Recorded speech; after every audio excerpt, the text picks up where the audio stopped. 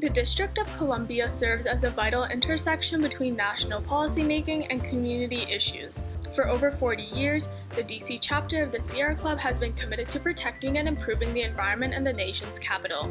With around 10,000 members and hundreds more active volunteers, the organization has won countless of environmental battles, from saving our city parks to improving regulations. This organization is almost entirely powered by our incredible and diverse group of volunteers, many of whom participate in 4 committees: Smart Growth, Clean Energy, Clean Water, and Zero Waste.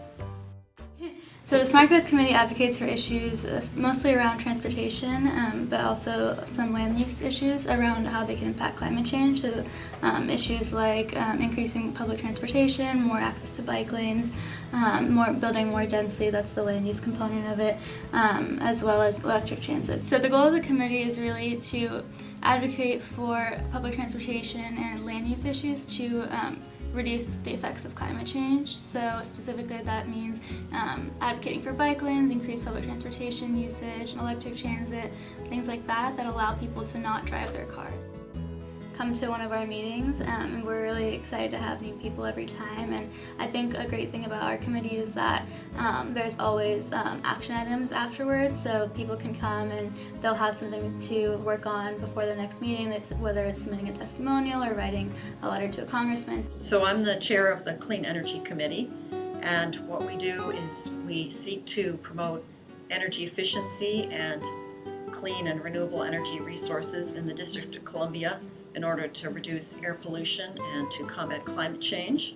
Last year, we helped get a very, very strong clean energy and climate bill passed by the DC Council, signed by the mayor and enacted into law, which raises the requirement for electricity in the District of Columbia to be all from renewable sources by the year 2032. So this year, we're looking for what are the next steps, and we have 2 very active areas of engagement. One is our Clean Transportation Subcommittee, where we've convened a group of our members to work for electrification of transportation, particularly electric buses, electric vehicles.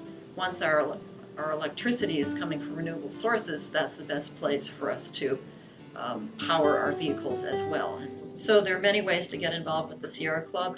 We have hiking expeditions and all kinds of outdoor adventures that are a lot of fun, and they can all be found on our calendar on the DC chapter websites. If someone wants to get involved in the Clean Energy Committee, the best thing to do is to come to one of our monthly meetings and listen and see what interests that person. Clean energy is becoming more and more affordable, and in the long run it truly is more cost effective because you don't have to pay for the fuel. You have the sun, you have the wind, and we want to be sure to bring those benefits to everybody who lives in Washington and to reduce people's electric utility bills and ensure that Washingtonians from all walks of life can stay here in the city that they love.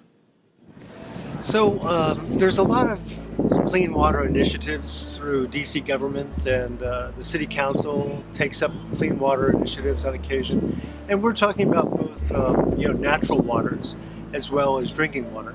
So there's a need and an opportunity for preservationists and other natural area conservationists to participate in the legal process, the regulatory process, and we have filed comments on the sediment remediation plan for the Anacostia River. But now we've also been trying to raise awareness around flooding down around the Federal Triangle area and ways to remediate that flooding without doing a lot of heavy engineering. We've also been involved with advocating around funds made available for DC residents, low-income residents who've been unable to replace the lead lines to their homes. The Zero Waste Committee does a number of activities. We have subcommittees that do most of the work.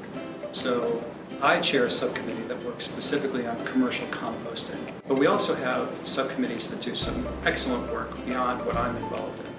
One of those is a straw-free committee. Some of the other great work that happens is that we have a newly formed schools committee, which is looking at how can we reduce waste, both recycling and composting. One of our goals on the legislative side, and that's also a very active place where we've been, is to try to reduce the amount of single-use packaging. We're also working very hard to ensure that the district has a pay-as-you-throw, so that means that the less waste that you produce, the less money that you pay for your garbage bill. The events, though, I think are really the place where we get together, so people have an opportunity to volunteer, to help sort waste, and there's no better experience of understanding the impact of waste and what it means to be zero waste than actually handling garbage directly. If you are interested in joining one of these committees and playing a crucial role in protecting our future, please check out www.crclub.org/dc/volunteer.